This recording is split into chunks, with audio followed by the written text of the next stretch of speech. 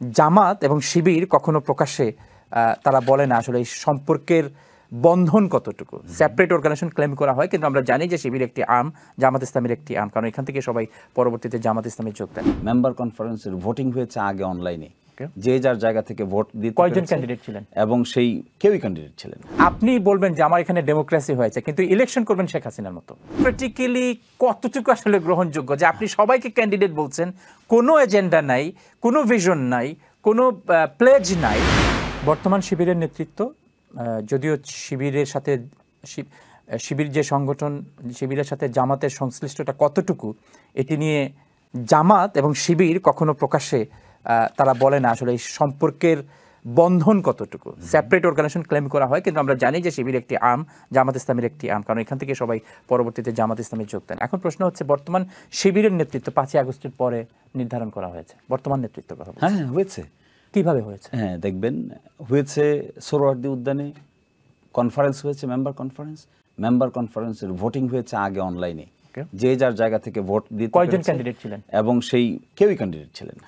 That's the problem, isn't it? আমি এখানেই বলে যে আপনি বলবেন যে আমার এখানে ডেমোক্রেসি হয়েছে, কিন্তু ইলেকশন করবেন শেখ হাসিনার মতো।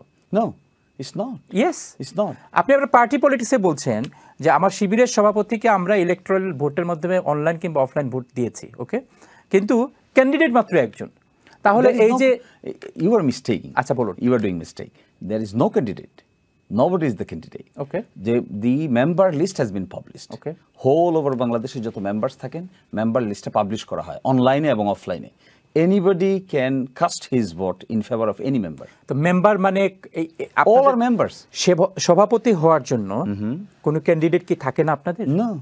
তো এখন আপনাদের শিবিরের, ফর এক্সাম্পল, শিবিরের মেম্বার কতজন? শিবিরের মেম্বার ফর এক্সাম্পল ধরেন 7,000 মেম্বার যদি হয়, 7,000ই candidate. 7,000 anybody can vote anybody. Okay. আর যিনি ধরেন কক্সবাজারে একজন মেম্বার, তারপরে ধরেন পঞ্চগড়ে একজন মেম্বার, সিলেটের সুনামগঞ্জে, হবিগঞ্জে, জকিগঞ্জে একজন মেম্বার, দিরাইতে একজন মেম্বার আছেন, তিনি জানেন হোল মেম্বার লিস্ট। এটা অনলাইনে পাবলিশ হয়, অনলাইনে পাবলিশ হলে তিনি এটা দেখতে পারেন, তিনি নিজেও ওই লিস্টের একজন। অর্থাৎ আমাকে এই বিষয়টি স্পষ্ট করেন, 7,000 মেম্বার সদস্য, তারা এরা ভোটাধিকার প্রয়োগ করার যোগ্য। তারা এই 7,000 জনই ক্যান্ডিডেট সভাপতি হওয়ার জন্য। there is no specific candidate. there is one একটা এক্সিকিউটিভ কাউন্সিল আছে আগের ইয়ারের, যেমন ধরেন 2025-এ এখন যারা মেম্বার্স আছে, এখন শিবির কি করে পরিচালিত হয়, তার একজন কেন্দ্রীয় সভাপতি থাকে, একজন সেক্রেটারি জেনারেল থাকে, দেন একটা এক্সিকিউটিভ কাউন্সিল থাকে, দেন হলো মেম্বার্স থাকে, বিভিন্ন ব্রাঞ্চের প্রেসিডেন্ট সেক্রেটারি থাকে, তারপরে ওখানেও আবার মেম্বার্স আছে। যদি তা হয়ে থাকে, এইবার ধরেন মেম্বারশিপ লিস্ট পাবলিশ হবে ডিসেম্বর, যে আগামী বছর এই মেম্বারশিপ। আমি মেম্বারশিপ নিয়ে কোশ্চেন করছি না, মেম্বারশিপ লিস্টে থেকে আপনাকে এটা বুঝতে হবে না, বুঝতে পারবেন না। ওকে, 7,000 মেম্বার আমি দেখলাম, কিন্তু আমাকে এক্সপ্লেইন করতে দিন। যেমন ধরেন আপনার ডিসেম্বর মাসে একটা পাবলিশ হবে, কি পাবলিশ হবে, যে গেল বছর মেম্বার ছিল হলো 7,000, এইবার বিভিন্ন জন ছাত্র জীবন শেষ করে ফেলেছেন, কেউ চাকরিতে ঢুকে গেছেন, কেউ দেশের বাড়ি গেছেন, সুতরাং এবার মেম্বার হলো 6,000। এই 6,000-এর মধ্য থেকে আগের বছরের এক্সিকিউটিভ কাউন্সিলের মেম্বার যারা ছিলেন তারাও আছেন, একটা জেনারেল মেম্বার যিনি আছেন তিনিও আছেন। এখন এখানে ক্যান্ডিডেট কে? প্রশ্ন হলো, আপনার প্রশ্ন এটা, who is the candidate? Nobody is declaring I am the central president candidate.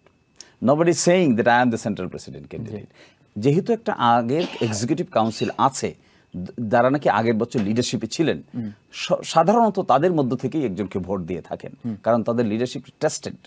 একজন জেনারেল মেম্বার কাকে ফোকাস করবে, ফোকাস সাধারণত তাদের মধ্যে থেকে করে থাকেন যারা নাকি আগের বছর। তারা কি ক্যাম্পেইন করতে পারেন কিনা? ক্যাম্পেইন করতে পারেন না, that is what is the limitation. Campaign করতে পারেন না, কিন্তু আগে আমি কিভাবে জানবো যে আমার এই যে ক্যান্ডিডেট, এই যে আমার প্রেসিডেন্ট যিনি হবেন, শিবিরের যিনি প্রেসিডেন্ট হবে, তার এজেন্ডা কি, তার সাংগঠনিক দক্ষতা কতটুকু, তিনি মেম্বারদের জন্য কি করবেন, তিনি ছাত্রদের জন্য কি করবেন, তিনি দেশের জন্য কি করবেন, এই কোনো এজেন্ডা নেই। এজেন্ডা ছাড়া এই এতজন মেম্বার আছেন, এক্সিকিউটিভ কমিটি যারা আছেন, আমরা ধরে নিচ্ছি যে এক্সিকিউটিভ কমিটি থেকে একজন সভাপতি হবেন। Why not a rural member from Diraishalla? Maybe আমি বলছি যে দিরাইশাল্লা থেকে কেন একজন প্রেসিডেন্ট ক্যান্ডিডেট হতে পারবে না?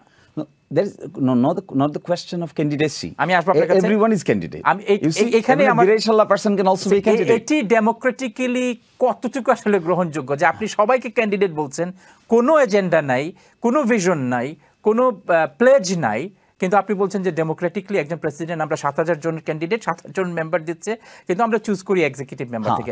কনফিউশন, আমি বলছি না আপনার প্রসেসটা রং, আমি বলছি অ্যাজ এ মানে আমরা সাধারণ মানুষ হিসাবে আমরা যখন প্রসেসটা সম্পর্কে আমাদের যখন জানার আগ্রহ হয়, এই ধরনের আমার কাছে এটা গোঁজামিল।